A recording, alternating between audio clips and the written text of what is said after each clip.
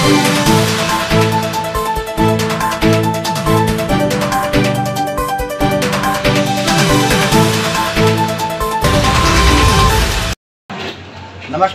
आज आपल्या समोर राष्ट्रवादीचे कार्यकर्ते आणि खास करून एसी समाजाचे बंडूजी देटे आहेत आणि जाणून घेऊया त्यांची काय प्रतिक्रिया।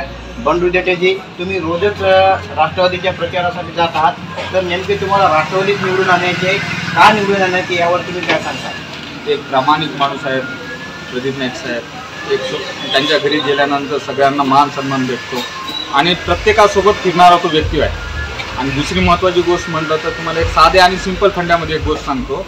एक हरण असते आणि एक शिकारी असते। हरण काय म्हणतो, मी तुझ्या हाताने मरणार नाही, आणि शिकारी म्हणतो मी तुला मारल्याशिवाय जगणार नाही।